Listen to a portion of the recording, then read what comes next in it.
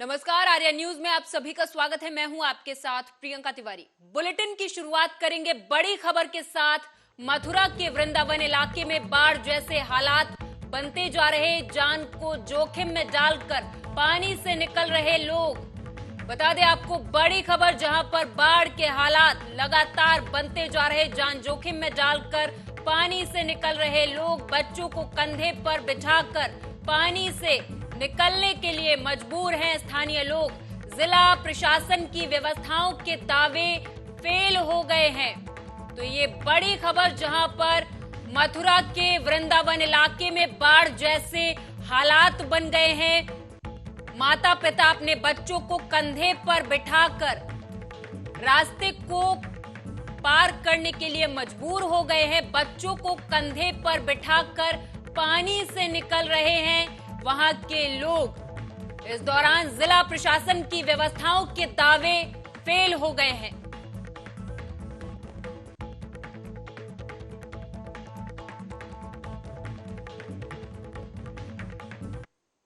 वहीं दिल्ली में बीते दिनों हुई भारी बारिश के चलते लगभग पूरी दिल्ली जलमग्न हो गई, जिसके चलते लोगों के घर में पानी भर गया। वहीं लोगों को राहत देने के लिए सरकार के द्वारा राहत कैंप बनाए गए। वहीं उन कैंपों में जनप्रतिनिधि लगातार राहत सामग्री मुहैया करा रहे।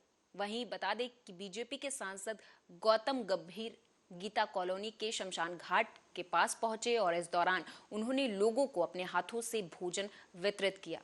सुनिए। मैं वही बताना चाहती हूँ कि अगर साजिश हमें करनी होती तो इन्होंने खुद सबसे पहले क्या हवाला दिया, प्रधानमंत्री जी G20 आने वाला है। मतलब भाई मैंने तो जो करना था या नहीं करना था नहीं किया। अब G20 की धमकी आपके सिर पे, आके संभाल लो। हाँ, साजिश तो तुम कर रहे हो ना, हमें साजिश नहीं करनी। मैं तो आपसे पूछ रही हूँ, आप इधर उधर की ना बात कर, ये बता कि दिल्ली डूबी कैसे, और दिल्ली डूबी कैसे तो ये बता दो कि भाई ड्रेजिंग कब हुई। मुझे बताओ मीटिंग कब हुई। मीटिंग तक तो आपने ली नहीं है, मीटिंग के लिए आपके पास समय नहीं है। आप मुझे बताओ, आपने जो लोग बेघर हो गए हैं उनको क्या कॉम्पनसेशन दे रहे हो, और क्यों अब तक आपने घोषणा नहीं की है। ना आपने दिल्ली की जनता के लिए जो बेघर हुए उनकी कॉम्पनसेशन की घोषणा की, जिनको पशुओं का, माल का, दुकान का नुकसान हुआ उसकी कॉम्पनसेशन दी, किसानों की खेती और फसलें बर्बाद हो गई उनको कॉम्पनसेशन नहीं दी। 2018 में IIT दिल्ली ने आपको स्वेज प्लान बना के दिया कंसल्टेंट के तौर पे, तो आपने कंसल्टेंट के ऊपर एक और कंसल्टेंट बनाने का कार्यक्रम क्यों बनाया? 18 से अब तक आपने उस कंसल्टेशन की रिपोर्ट को लागू क्यों नहीं किया? आप जवाब दीजिए। के आसपास के लो लाइंग एरियाज थे, वहाँ पे पानी आ जाने की वजह से कई लोगों के घरों में पानी घुस गया। उन लोगों के लिए दिल्ली सरकार ने अलग अलग जगहों पे बहुत सारे रिलीफ कैंप्स लगाए हैं। 6 जिले प्रभावित है दिल्ली के अंदर।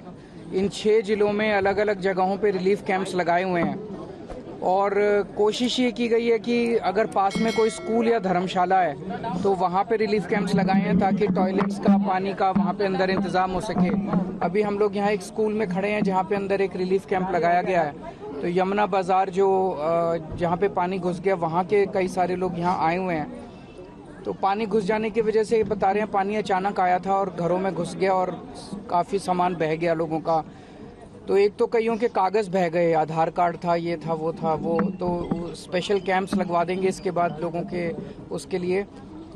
बच्चे की किताबें वगैरह बह गई, बच्चों की ड्रेसेस बह गई, उसका भी हम लोग इंतज़ाम कर देंगे कि उनको दोबारा किताबें और ड्रेसेस दे दी जाएगी। मैं वही बताना चाहती हूँ कि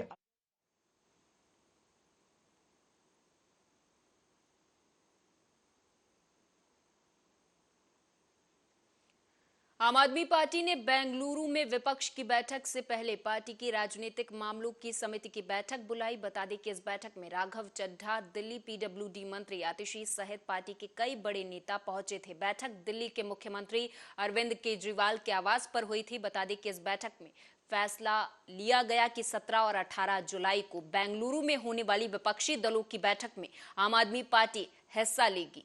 आप भी सुने। कांग्रेस से लेकर आरजेडी तक, जेडीयू से लेकर डीएमके तक बीआरएस से लेकर एनसीपी तक, समाजवादी पार्टी से लेकर उद्धव ठाकरे की शिवसेना तक, सीपीआई, सीपीएम, झारखंड मुक्ति मोर्चा, ये तमाम बड़ी पार्टियों ने अरविंद केजरीवाल जी के आह्वान पे इस राष्ट्र विरोधी दिल्ली अध्यादेश के विरोध में अपनी आवाज बुलंद करी और संसद के भीतर इस कानून को हराने के लिए अपने योगदान की बात रखी। इसी श्रृंखला में आज कांग्रेस पार्टी ने भी अपनी पोजीशन क्लियर करते हुए इस दिल्ली के अध्यादेश के खिलाफ अपना स्टैंड क्लियर किया है और विरोध दर्ज कराया है। हम कांग्रेस पार्टी की इस अनाउंसमेंट का स्वागत करते हैं, वेलकम करते हैं।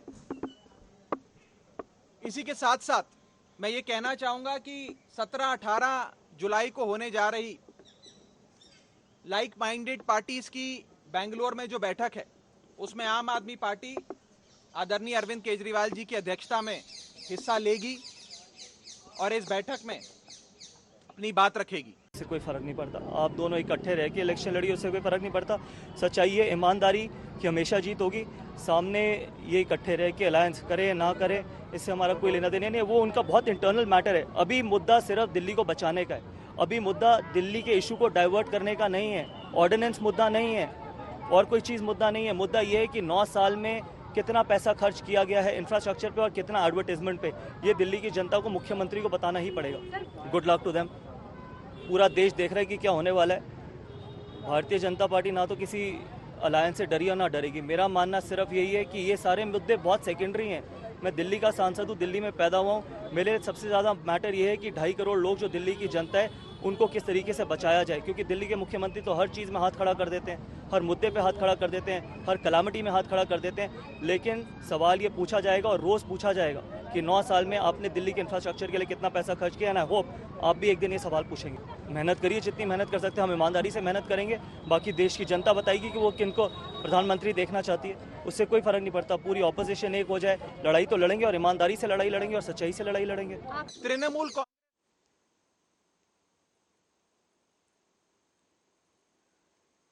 लोकसभा चुनाव 2024 से पहले एक बार फिर विपक्षी दल आज बेंगलुरु में एक मंच पर होंगे। 17 और 18 जुलाई को होने वाली इस बैठक को कांग्रेस ने बुलाया है। इस बैठक में कई प्रमुख मुद्दों को उठाया जा सकता है। कांग्रेस अध्यक्ष मल्लिकार्जुन खड़गे ने सभी प्रमुख और छोटे विपक्षी दलों को बेंगलोर की बैठक में भाग लेने और बीजेपी के खिलाफ एकजुट मोर्चा दिखाने के लिए आमंत्रित किया है। जानकारी के मुताबिक बता दें कि इस बैठक में 24 दल शामिल हो सकते हैं। बता दें कि इससे पहले 23 जून को पटना में विपक्षी दलों की बैठक हुई थी, जिसमें 15 पार्टियां शामिल हुई थी।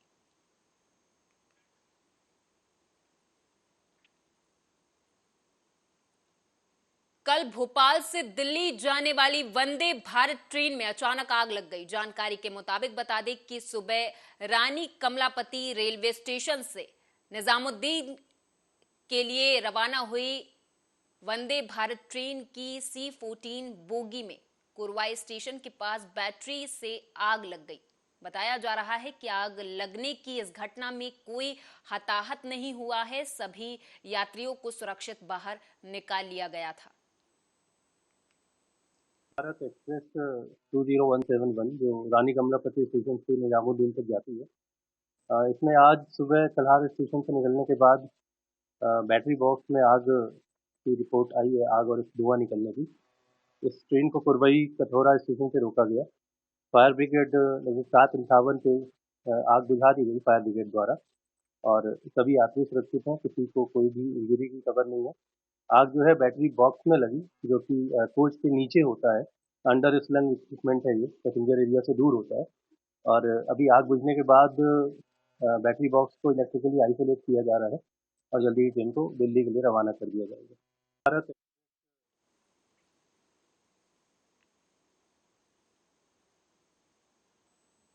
और इस बीच लखनऊ से बड़ी खबर। व्यक्तिगत रूप से दारा चौहान ने इस्तीफा सौंप दिया है। विधानसभा अध्यक्ष सतीश महाना को सौंपा है त्याग पत्र।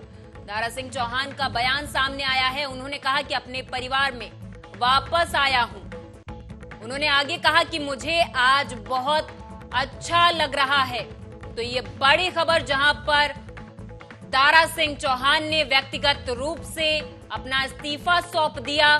सतीश महाना को अपना इस्तीफा सौंपते हुए दारा सिंह चौहान ने कहा कि अपने परिवार में वापस आया हूं। बहुत सारे नेता बीजेपी ज्वाइन करेंगे। दारा सिंह चौहान ने ये बड़ी बात कह दी है अपने बयान में। उन्होंने कहा कि आने वाले समय में बहुत नेता बीजेपी में आएंगे। विधानसभा अध्यक्ष के कार्यालय जाकर दारा सिंह चौहान ने अपना इस्तीफा सौंप दिया है। विधायकी से इस्तीफा देने पहुंचे दारा सिंह चौहान ने सतीश महाना को अपना इस्तीफा सौंप दिया है। विधानसभा अध्यक्ष कार्यालय जाकर दारा सिंह चौहान ने अपना इस्तीफा सौंप दिया और इसके बाद एक बड़ा बयान भी दिया और कहा कि बहुत सारे नेता बीजेपी ज्वाइन करेंगे।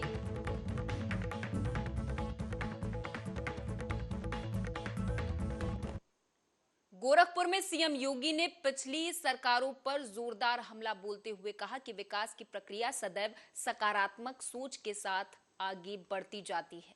उन्होंने कहा कि हम लोग अगर उत्तर प्रदेश में यही मानते कि पिछली सरकारों ने कुछ नहीं किया और उसी पर रोना रोते रहते तो हम कुछ भी नहीं कर सकते थे। उन्होंने आगे कहा कि पिछली सरकारों ने पाप किया था, उस पाप की सजा जनता जनार्दन ने उनको दे दी है।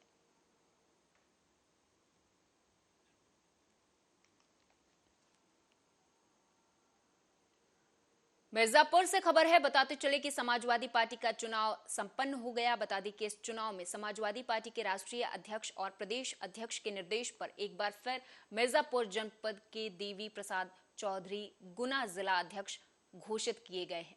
तो वहीं देवी प्रसाद चौधरी के जिला अध्यक्ष बनाए जाने पर समाजवादी पार्टी कार्यकर्ताओं में काफी उत्साह देखने को मिला है।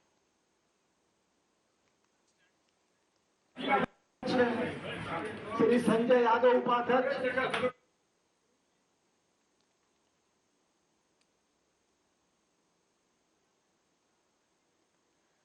उधर देवास जिले नेमावर थाना क्षेत्र के जामनेर नदी में अज्ञात शव होने की सूचना पर नेमावर थाना प्रभारी राजाराम वास्कले शव को नदी से बाहर निकालने के लिए पुलिस कर्मियों के साथ पहुंचे हुए थे। बता दें कि नदी से शव निकालने के दौरान गहरे पानी में चले जाने से थाना प्रभारी नदी में चले गए और डूब गए। हालांकि घाट पर मौजूद पुलिसकर्मियों ने गोताखोरों की मदद से थाना प्रभारी को नदी से बाहर निकाल लिया और तत्काल उन्हें अस्पताल लेकर पहुंचे, जहां मौजूद डॉक्टरों ने उनका स्वास्थ्य परीक्षण किया और थाना प्रभारी की हालत नाजुक होने की बात कही। जिसके बाद पुलिसकर्मी उन्हें इलाज के लिए हरदा लेकर पहुंचे, जहां इलाज के दौरान उनकी मौत हो गई है। थाना प्रभारी नेमावर राजाराम वास्कले को सूचना मिली थी कि कुंडगांव में डैम में एक डेड बॉडी है। तो मौके पर पुलिस बल के साथ वहां पहुंचे थे और वो डेड बॉडी जो थी वो भंवर में घूम रही थी। जो कि राजाराम वास्कले बहुत संवेदनशील पुलिस अधिकारी थे, तो उनने सोचा कि वो डेड बॉडी को स्वयं निकाल लेंगे और वो अपना कपड़ा निकाल के उस नदी में उस डेड बॉडी को निकालने के लिए कूद गए। दुर्भाग्य से उस भंवर में वो स्वतः फंस गए और फंसने के बाद थोड़ा उस भंवर में डूब जैसे गए और जब उनको बाहर निकाला गया, पंपिंग की गई, उनका पानी निकाला गया, CPR किया गया, नेमावर अस्पताल लाया गया, फिर हरदा में लाया गया, लेकिन यहाँ डॉक्टरों ने उनको मृत घोषित कर दिया। बहुत ही दुखद घटना है। हमारे नेमावर के थाना प्रभारी राजाराम वास्कले जन्म से युवा थे और एक डेड बॉडी जामने नदी में भोंगरी में फंसी हुई थी। तो प्रयास किया निकल रही थी, तो ये उसको निकालने में भोंगरी में फंसने से और पानी के अंदर डूबकर उससे बहुत दुखद घटना है। हम सब स्तब्ध हैं, लेकिन एक कर्तव्यपरायण अधिकारी हमने खो दिया है। हम ऐसे कर्तव्यपरायण अधिकारी, दमदार अधिकारी के चरणों में प्रणाम करते हैं और उनके परिवार को दुख सहन करने की ईश्वर से प्रार्थना करते हैं और सरकार उनके परिवार के साथ।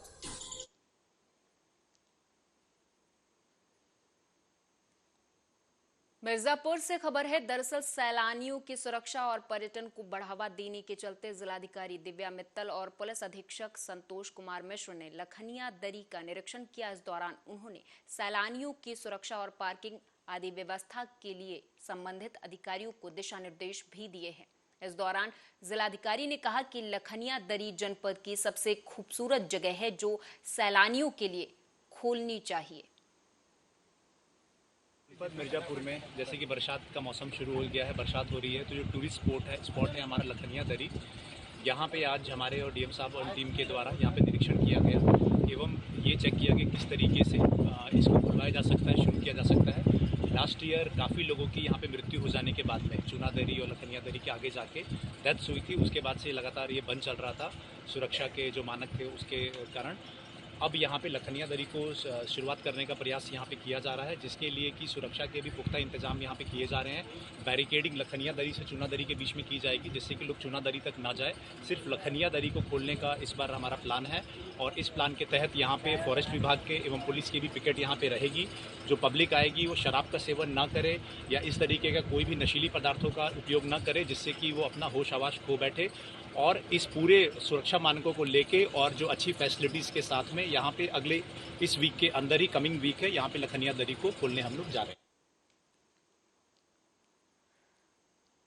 बुलंदशहर के सराफा व्यापारी ने गोली मारकर अपनी जीवन लीला को समाप्त कर लिया है। दरअसल पिता की रिवॉल्वर से सिर में गोली मारकर सराफा व्यापारी ने आत्महत्या कर ली, जिसके बाद पुलिस को सूचित किया गया तो वही पुलिस मौके पर पहुंची और शव को पोस्टमार्टम के लिए भेज दिया है। तो वहीं अब इस पूरे मामले पर पुलिस और फॉरेंसिक टीम नजर बनाए हुए है। बता दें कि मृतक खुर्जा में ही सराफा की दुकान चलाता था।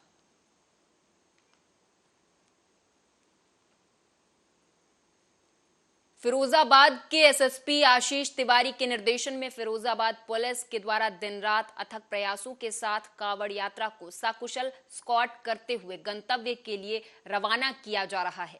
साथ ही यातायात पुलिस और डायल 112 पीआरवी की तरफ से श्रद्धालुओं से यातायात नियमों का पालन करने के लिए अपील भी की जा रही है। बता दें कि आज सावन का दूसरा सोमवार है। आज सुबह से ही श्रद्धालुओं की भीड़ मंदिरों में देखने को मिली। इस दौरान बड़ी संख्या में लोग बाबा के दर्शनों के लिए पहुंच रहे हैं और उनका आशीर्वाद भी प्राप्त कर रहे हैं। ये श्रावण मास का जो दूसरा सोमवार है, जिसकी शिवरात्रि है, आज से शुरू है। जिसमें कांवड़ भक्त जो है शिव भक्त अपने कांवड़ से जल लाकर शिवलिंग पे शिव मंदिरों में जाकर विसर्जन करते हैं। उनके लिए जो ट्रैक हमारा जो कुंडला बड़ा चौराहा से लेकर रजावली बॉर्डर तक वो पूरा रास्ता हमने कांवड़ के लिए रिजर्व रखा है, जिसमें आम जनता को समस्याएं हो रही हैं। मेरा यह विनम्र अनुरोध है, अगर कोई जो बीमार पर आदमी है या तो कोई बहुत ही जरूरी काम है तो ही घर से निकले, अन्यथा आपको जो ट्रेडिशन वाला रास्ता है उसको पालन करना पड़ेगा, जो कि एटा से होते हुए यहाँ कुंडला से होते हुए शिकाबाद होते हुए भिलोर होते हुए कुरावली होते हुए एटा होता है, वो मार्ग आपको अपनाना पड़ेगा।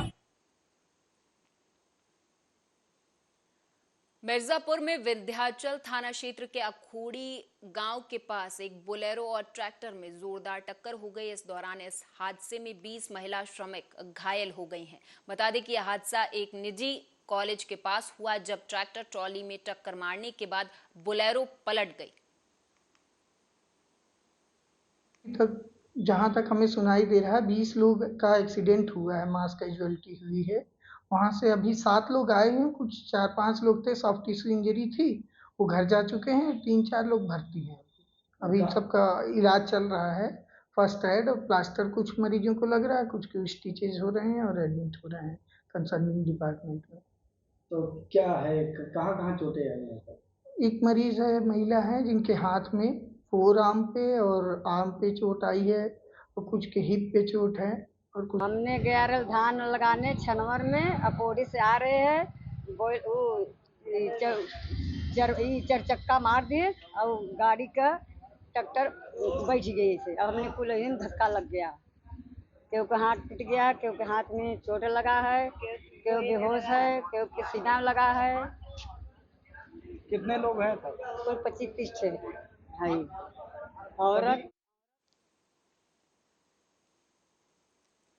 गोरखपुर के कोतवाली थाना क्षेत्र में बदमाशों ने एक युवक को गोली मारने का प्रयास किया, लेकिन बीच बचाव में दूसरे युवक को गोली लग गई, जिससे युवक गंभीर रूप से घायल हो गया है, जिसके बाद उसे तुरंत इलाज के लिए मेडिकल के लिए रेफर कर दिया गया था। बताया जाता है कि कुछ साल पहले किसी बात को लेकर युवक का उन लड़कों से विवाद हुआ था, जिसके बाद बदमाशों ने युवक को मारने का प्रयास किया, लेकिन बीच बचाव में आए दूसरे युवक को गोली लग गई, जिससे उसकी हालत अभी गंभीर बनी हुई है। इसमें अभी तक ये जानकारी मिली है कि दो पक्षों में कोई आपसी विवाद था, पुरानी रंजिश थी, जिसको लेकर यहाँ पे आपस में विवाद हो रहा था।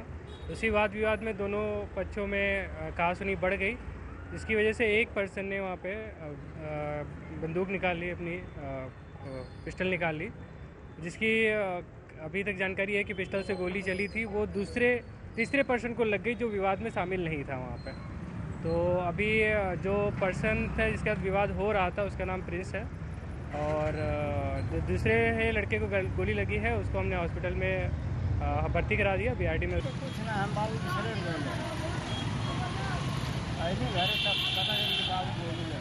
क्या नाम है बच्चे का आपके? सुरेंद्र यादव सबका हाल है।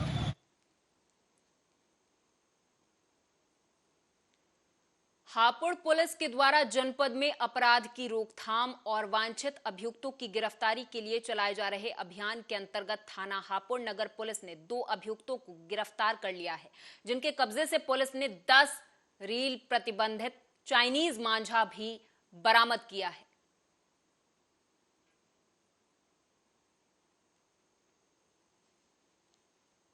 और इस बुलेटिन में मेरे साथ बस इतना ही। आप देखते रहें आर्या न्यूज।